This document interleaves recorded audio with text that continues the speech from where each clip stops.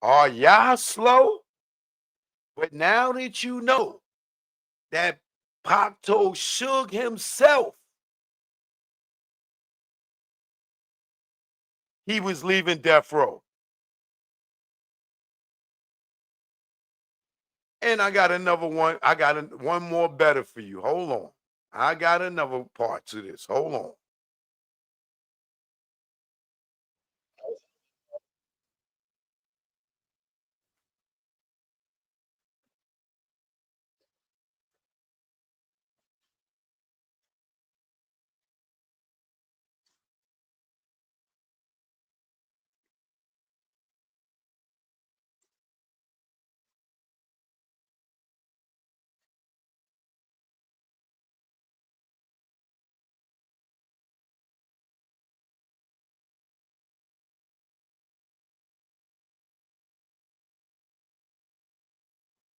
Here's just a little bit more to it, right? Courtesy of Martin Productions, right?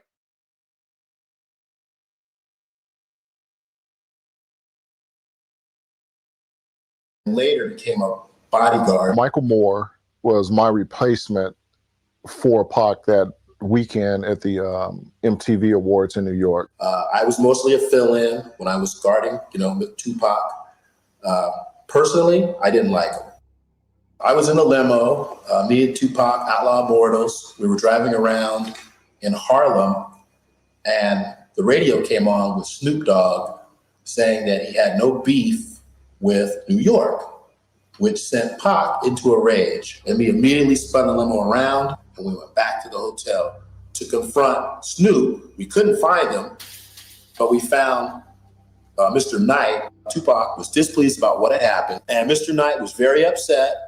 And they got to yelling at each other back and forth. They confronted each other basically to a face-to-face. I did slide in between them and said, hey, you can't do this while I'm here, or I am going to have to step out of the room. Normally, I am asked in every situation that I can remember while working with Death Row, when there was altercations, fights, where some type of discipline was going to be passed out during Death Row, I'm usually asked to step outside the room. But on this occasion, I think Mr. Knight had me stay for the safety of Tupac. I mean, that's the reason I was there, because I think Mr. Knight, with me not being there, he would have put his hands on him. He was that upset. They're going to be a great witness, because most of people in that position, they've been trained in that area. They have knowledge of safety procedures to keep someone safe, and they have a lot of good gut feelings about what could go wrong. And Pac's words were, I'm gonna cut out Makaveli, and when I cut out Makaveli, I'm the hell up out of here. You got your money. I don't want nothing else to do with Death Row. I'm out. That's how we left that day. There was all kinds of alleged baggage involved, as far as Tupac wanting to leave Death Row Records. And he was screaming Makaveli at the top of his lungs. That bodyguard that was pulled off is prime to the investigation. Not only the reasons for them being pulled off, but what led up to their being pulled off, and what information days prior they were privy to. You don't discount that information. At the time in New York, I think we had just finished doing MTV, and he had to come back to LA, I think, to do a video. And he didn't want it to go because he was uneasy about going. He said he didn't want it to go. Because he had told us that he was not going there with, his words, them sellout niggas. I was told by another one of our security guards that was a bodyguard that he had escorted Pac to the airplane as they were leaving New York. And Tupac specifically told him that he was a dead man walking. The last thing he said to me prior to leaving was, he's not going to be in Vegas. I don't have to worry about him showing up, and don't worry about it because he won't be there. He didn't feel like he didn't want to go to Vegas. I don't even think he wanted to do the video. I think Tupac wanted to leave, and I don't think Death Row wanted him to go. Tupac was to attend the Mike Tyson-Bruce Seldon fight. I arrived at Las Vegas the day before.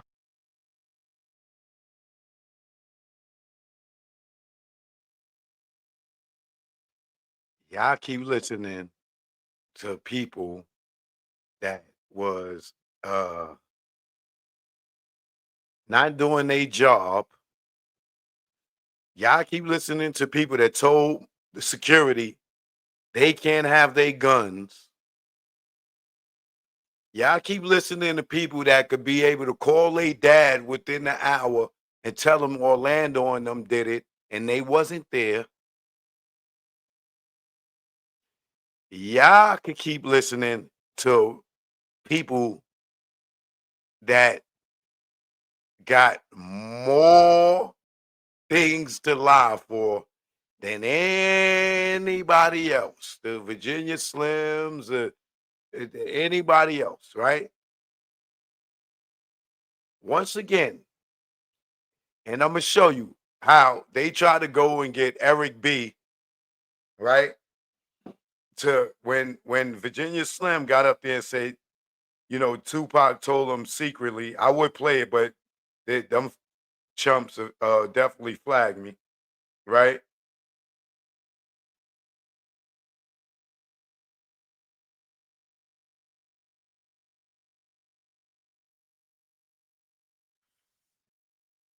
Donnell Jiggity, good looking, right? I would play it, but you know them suckers, they'll flag me, right? But they went and put up a clip of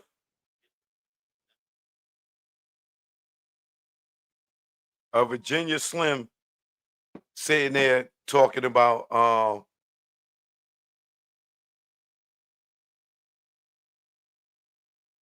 Tupac was leaving, and then they gonna go and play a clip, excuse me, of Eric B saying that Tupac wasn't leaving Death Row. That's a lie. You know what I'm saying? The Tupac last words was, I love you, Suge. That is the funniest thing in the world to me, right? So not only do we know that Reggie Wright Jr. and George Kalisis disarmed the security, Reggie testified that to that in his grand jury testimony. I don't care how many times he goes to try to play this clip of Frank saying that he left his gun in the car. He wouldn't have left his gun in the car if they told him he couldn't have his gun. It would have been on his hip. It would have been on his person, not in his car, right? But he goes and he brings on Eric B to try to discredit his own baby mother from an old interview that he did with him, right?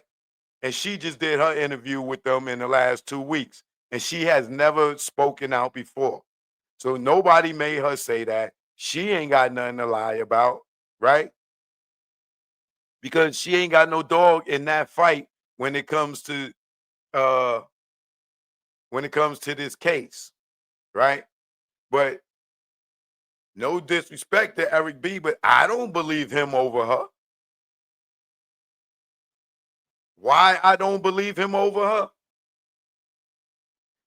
Let me show you another story that Eric B told.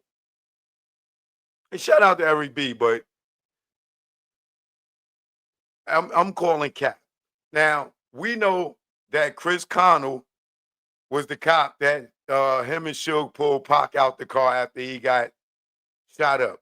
And he says Tupac last words was, yo, who did this he asked him, who did this to you? And Pac was like, F you, right? And then went unconscious, got in the ambulance. Once he got in the ambulance, you know, they put the tubes in him in his mouth and everything, right? Took him to the hospital. He went into surgery, and then he was put in an induced coma. He didn't talk to nobody.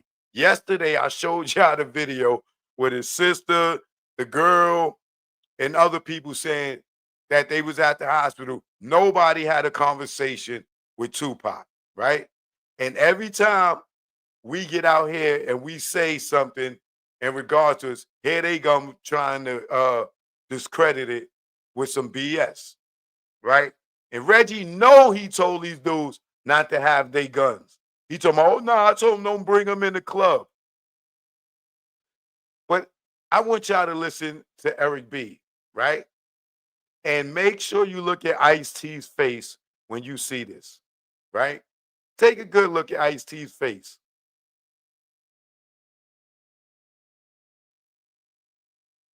And after this clip, I want y'all to tell me, do you believe Eric B?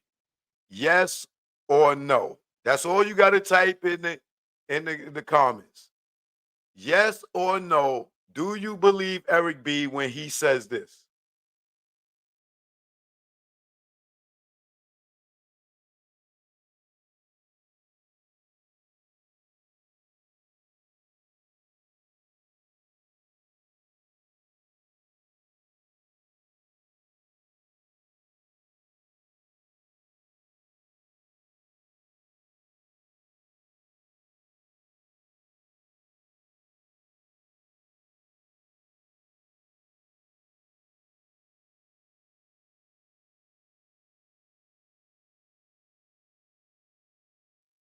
Do you believe that? Yes or no? Oh, y'all didn't get to hear it? Hold on, I'll play it again.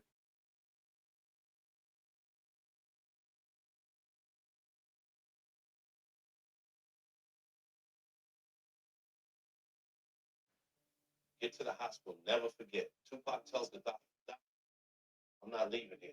Just let me die. And the doctor told me, he said, Mr. Shakur, let me say something to you. He said, I'm a doctor. He said, you're not going to die on my watch. And Tupac told him, Doc, I'm not leaving this hospital. I know I'm not going to leave. I'm sitting there, why would he say something like that? Because the kid is a fighter.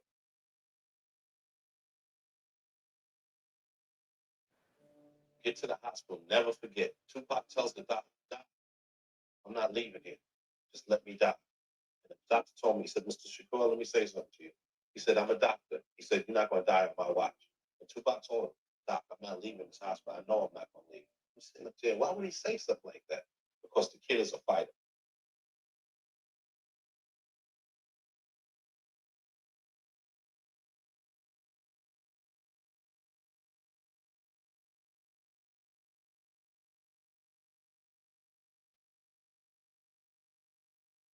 We got more to life that says yes, he believes him.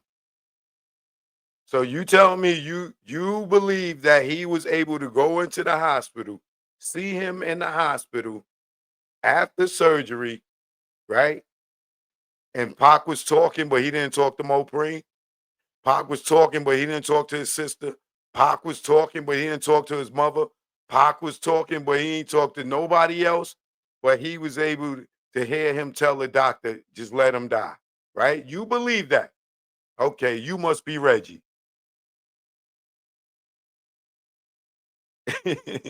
I see face tells it all to me.